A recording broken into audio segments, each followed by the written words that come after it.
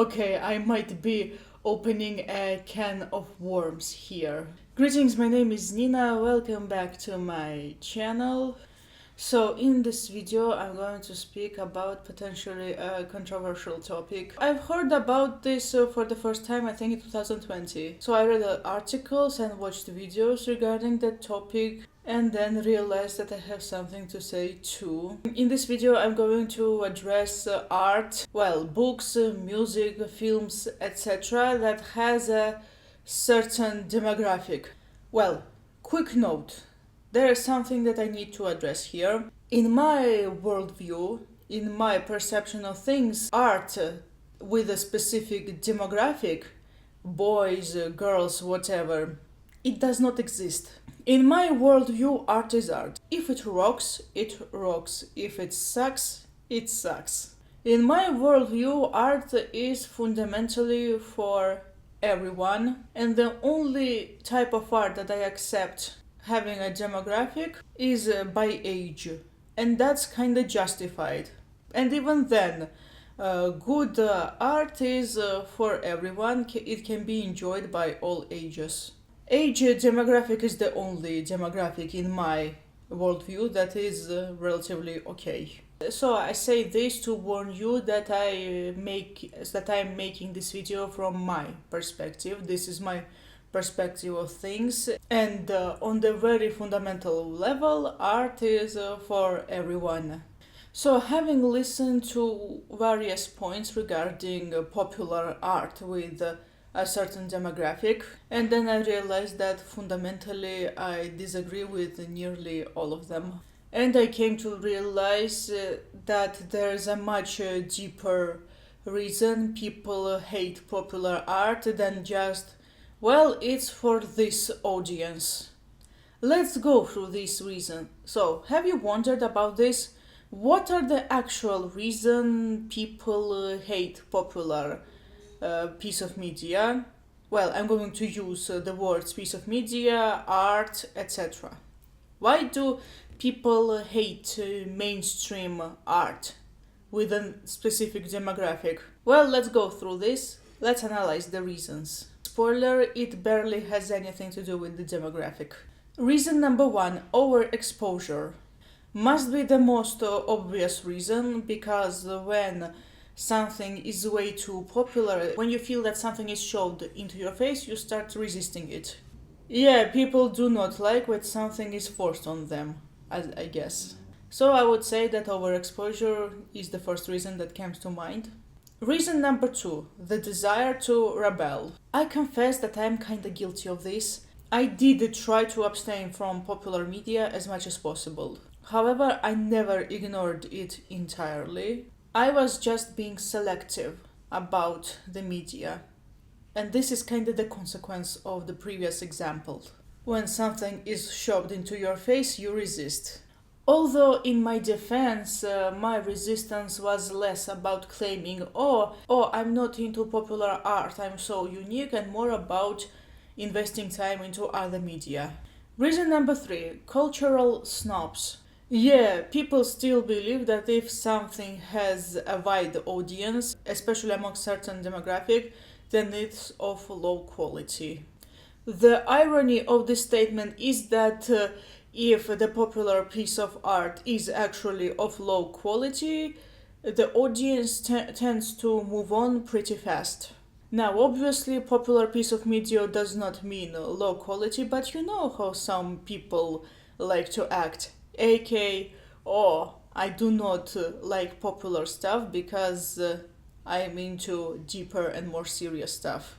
How they claim to be into real art, as if popular art was never made into existence and thus not real. Reason 4, the actual quality of popular media. Okay, this has to be one of the most valid reasons. This is where I remind you of what I said in the beginning. Art is art. It can rock or it can suck, and the demographic doesn't actually matter here. It matters less than people think. Well, the truth is that some popular books and films, they feature generic plots, bland characters, overuse of tropes, predictable plot twists, a lack of heart and soul, and simply bad writing. In music, you have safe tunes, singers with heavily curated images, and a lack of variety in themes, and a strong focus on certain themes, with such themes being played safe. Sure, such musicians they may have some catchy tunes, but the rest of their material would be kinda bland. And the reason number 5, it's related to previous example, it's done on purpose. Okay, this is where I might sound kinda snobbish, but such a calculated approach towards making safe art devalues said art and turns it into a mass product. Okay, I wouldn't say that every piece of popular media is deliberately made bland for profit or whatever. I'm not saying that there was no creative freedom entirely. I absolutely believe that Stephanie Meyer did whatever she wanted with her writing. Yeah, when I think about it, despite the finished result, she still had a creative freedom, and I respect that. And I wouldn't even say that the art aimed at commercial success can be bad or something. Well, take Metallica's Black Album, for example. So if you read Enter Night, Metallica, the biography by Mick Wall, you definitely understand that the accusations of Metallica selling out are actually true. The Black Album was made with commercial success in mind, but it was still a solid work. They still did a great job. Yes, it was completely different from their previous material. Yes, there was the desire to go commercial, but it was still a good album. The production is pretty good. But most of the popular media is deliberately deprived of anything interest. But most of the popular media is deliberately deprived of anything exciting in order to reach mass audience. And there's barely any creative freedom. I think the people can tell when something is calculated. Well, take boy bands, for example. I actually find the concept of boy bands pretty funny, but that's not relevant to the video. Well, I want to start by saying that I do not want to say that boy bands aren't capable of making proper music. Solid. I think Backstreet Boys had pretty solid material and their own unique style. But for the most part, boy bands are a curated project. Everything about boy bands is safe. And the music is what suffers because of this. I mean that a lot of effort is put into image rather than into music. Music feels calculated and safe.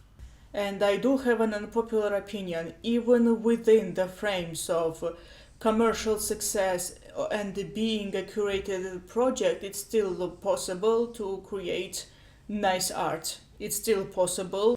And I do need to point out one thing about boy bands and some pop stars. They're not inherently bad musicians. After listening to them, not just the hits but some other material, I did realize that they actually do have potentials. However, the safe route, the commercial success, the hits, they mattered more than creative freedom, and it shows. Okay, now when I think about it, all of these reasons can be said about popular media in general, not just about popular media with a certain demographic. But these two types of media, they aren't too distant from each other in regards of popularity.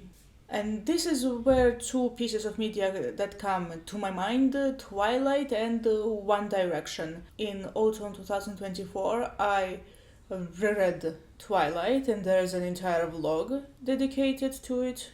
Well, when I started reading Twilight, I thought that the writing was pretty decent. It was okay. I thought it was more or less a properly written book. At some moments, I even praised Twilight because there were more moments that I did not remember, and I saw them in a more positive light.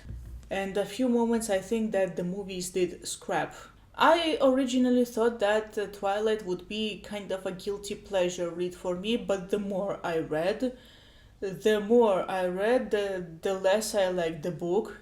I was like, when is this going to be over? And even before I finished the book, I knew that a lot of criticism that Twilight gets is kinda deserved. The writing isn't necessarily the best, at least in the second half. Yeah, sure, Twilight started out well, I admit that, but at the end it wasn't. Yeah, it wasn't the best book that I have read. I do recognize the fact that the hate was kinda blown out of proportion. However, the criticism wasn't undeserved.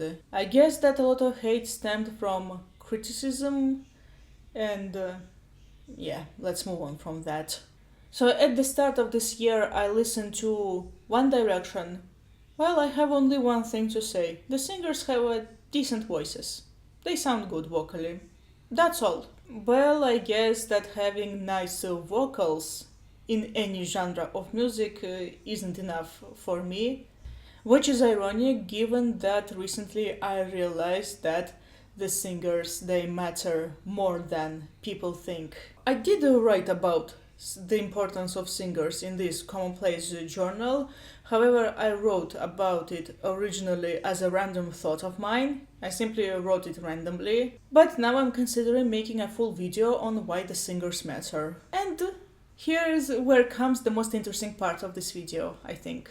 Have you noticed one thing about what I said about Twilight, One Direction, and popular media in general? Have you noticed one thing? Okay, I will say it. I never ever mentioned the demographic audience. I spoke my mind on art by its own merit.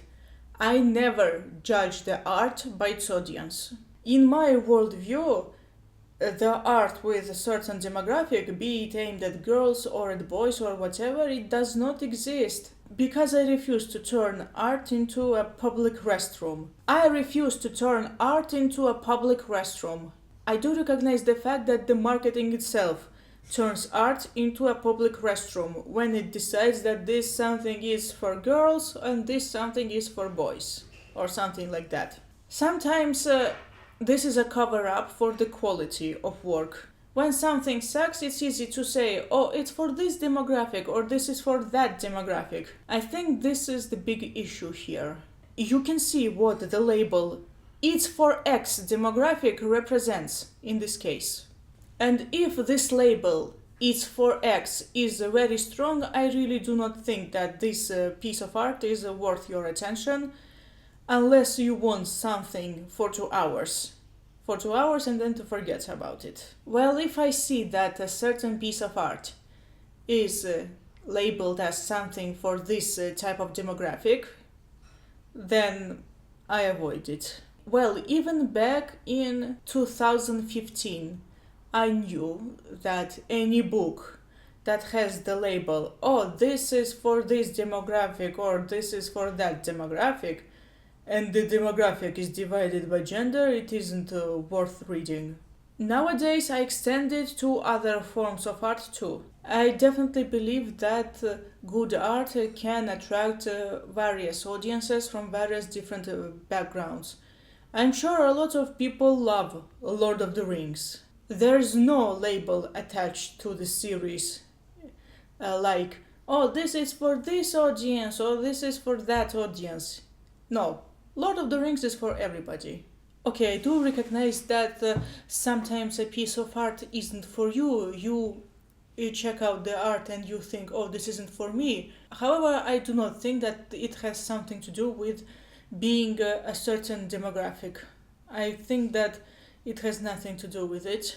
Because there are a lot of books and other types of media that I feel aren't for me, but I never used the demographic as an excuse for this. It was simply not my thing, and that's all. And you might argue with me that I spoke about Twilight and One Direction, which have predominantly a female audience. My answer to this is that this is the example that I know of. I just used the example that I knew, and that's all. No ulterior motives or whatever. I just spoke about what I knew. And yeah, here is an answer for you why people hate popular media that has a certain demographic.